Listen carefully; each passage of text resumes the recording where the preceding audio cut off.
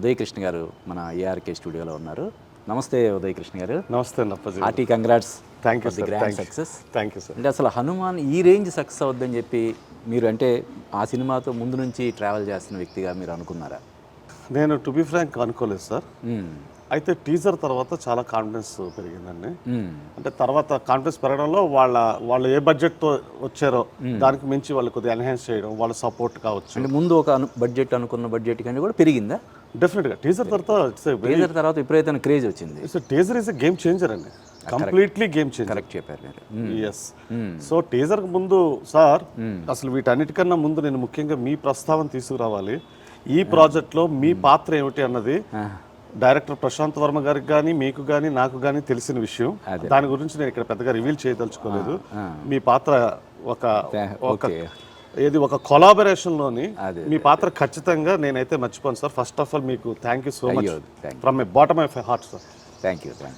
And first ఎలా వచ్చింది అన్నది అఫ్ కోర్స్ మీకు తెలుసు. ఒక లో బడ్జెట్ ఫిల్మ్గా మన దగ్గరకు వచ్చింది. అప్పటికి ఆ ఫిల్మ్ నాకు పెద్ద ఐడియా లేదు. దాని స్కేల్ ఏంటి, దాని స్టోరీ ఏంటి, ఎలా షూట్ చేసుకున్నారు, అసలు ఏది కూడా ఐడియా లేదు. అయితే అతని ఐడియా నాకు నచ్చిందండి, ఆ టీజర్ ఐడియా.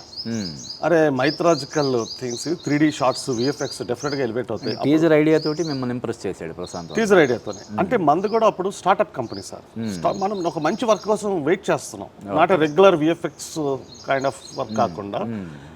ఆ టీజర్ చిన్నదైనప్పటికీ కూడా దాంట్లో పొటెన్షియల్ చాలా ఉంది, మనం ఎంతైనా ఎన్హాన్స్ చేసుకోవచ్చు. అది మనకి ఖచ్చితంగా ఒక మంచి షోరీలు అవుతుంది. ఓకే. సినిమా గురించి కాకుండా నేను నా కంపెనీ కోసం యాక్చువల్గా ఆలోచించి నాకున్న 25-27 సంవత్సరాల మధ్య ఎక్స్పీరియన్స్, మీకు పేరు రావాలన్న ఒక స్వార్థమే అనుకోండి, ఏమైనా అనుకోండి, నాకు ఒక మంచి షోరీలు అవుతుంది. బడ్జెట్ని పక్కన పెట్టి మనం స్మార్ట్గా, నా ఎక్స్పీరియన్స్ మీకు తెలియదు కాదు, 25 years ప్లస్ ఎక్స్పీరియన్స్ ఉంది. సో అన్ని రకాలుగా ఆలోచించి దీన్ని నేను ఛాలెంజింగ్గా తీసుకొని, ఛాలెంజింగ్గా మీన్స్ ఇట్స్ ఎ బడ్జెట్, దాన్ని ఆ బడ్జెట్లోనే నేను చేయగలగాలి. అలాగని మొత్తం నేను ఇన్వెస్ట్ చేయడానికి కాదు కదా సార్, వాళ్ళ టీజర్లోనే. అవును.